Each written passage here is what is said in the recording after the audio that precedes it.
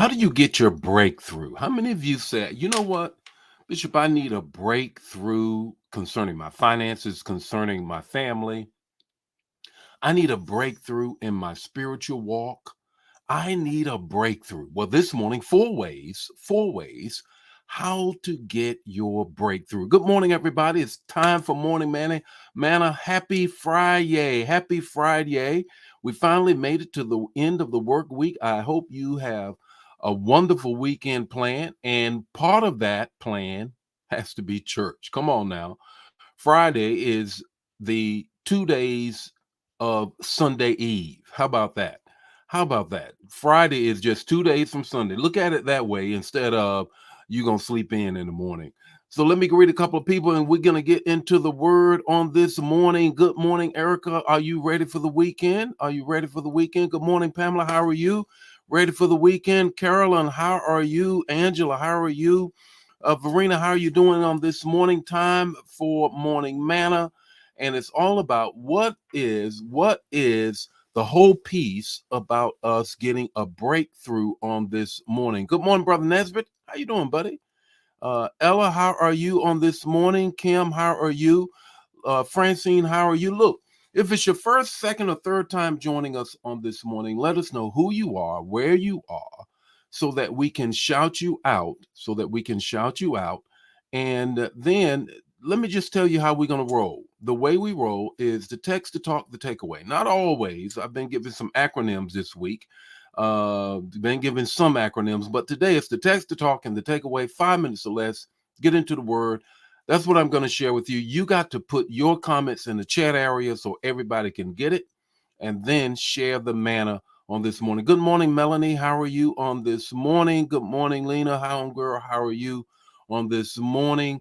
What a wonderful morning. Look, what are your plans? Put them in the chat area before we get into it on this morning. I hope Sunday is church in somebody's house on this coming Sunday. And there's going to be a word in the house at New Life. Absolutely, of course. Now, look, this morning, breakthrough. How many of you need a breakthrough? I'm not trying to say that you tied up, tangled up with some mess. I'm just simply saying I need a breakthrough in my finances. I need a breakthrough in my walk with God. I need a breakthrough in several areas of my life. That's what we're going to deal with on this morning. Let's get right into it. Here's the text. The text is Genesis 32, 24 through 32. Genesis 32, 24 through 32. You already know this story. It's the story of Jacob. Now, he's been running from his brother, whom he has stole the birthright, as well as the blessing. And the next day, he's going to meet his brother, his twin brother. Here is what the text says in Genesis 32, 24 and following. And Jacob was left alone. That's very key. I want you to grab that. Jacob was left alone, and there, in that place where he was alone, he wrestled with a man. We already know it's the theophany, the very presence of God, in a form in which now Jacob can deal with him. He wrestled with God until breaking of day, the breaking of day. And here's the 26th verse. God says, let me go. Let me go. And Jacob replied, I will not until you bless me. I will not until I get my breakthrough. There are four things that I want you to know that breakthrough is coming your way. Do these four things. The first thing is this: you must change. You got to change. Breakthrough begins with a change in you. What do you mean by that? Jacob's name was changed. He had some stuff he had to deal with, some internal stuff, some stuff he had internalized. And he had to deal with that. He had to deal with the fact that the word called him a supplanter, a trickster. And that's what he had to deal with, the very nature of who he was. And there has to be a change. There's a whole sense of, oh, this is my personality. That's who I am. Yeah, that is. And that's why it needs to change. The second thing is this.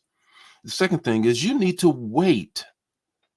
You need to wait. Now, I'm not talking about wait forever, and I'm not talking about wait because, you know what, just be patient. I'm not talking about that. What I'm talking about is old school, occupy till he comes. It's not whether you wait, it's how you wait. Put that in the chat area. It's not whether you wait, it's how you wait. The children of Israel did not wait well. When you don't wait well, you can't expect a whole lot from God. You got to wait well, and it's called occupy till he comes. That used to be the thing when we'd be on the altar getting baptized in the Holy Spirit. You got to occupy. You got to do something in that way. Here's the third thing I want you to get. You got to hold on to God. You got to hold on to God. He would not let go God, even at the breaking of day, all night. Can you imagine that? That's WWE, whatever it is, NWA, whatever it is. That's wrestling with God all night long. I'm not going to let go. No matter what you're going through, no matter what you're up against right now, don't you let go of God. Don't you let go of God. Here's the fourth thing. The fourth thing is this. I need you to grab this. You must be willing to walk it out and walk with a limp.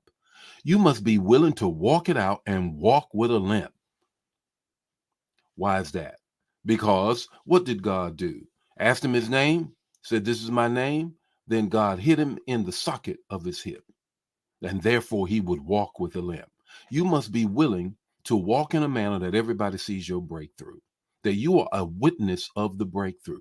I'm going to be able to tell people what I went through to get to my breakthrough. Jacob will always be remembered. I'm walking with a limp. Why are you walking with a limp? Because God brought me out. And this is why. This is my story. What's your takeaway this morning? Your takeaway is this: don't break away from God until you get your breakthrough from God. Don't you break away from God until you get your breakthrough from God. Hey, the Lord be with you today. His face shine upon you and give you peace. I'll see you to Monday morning. I'll see you, I almost said tomorrow. I'll see you Monday morning with more morning manna. Share the manna. If it bless you, bless somebody else. Don't keep it to yourself. Have a great weekend. I'll see you in church this Sunday. Bye now.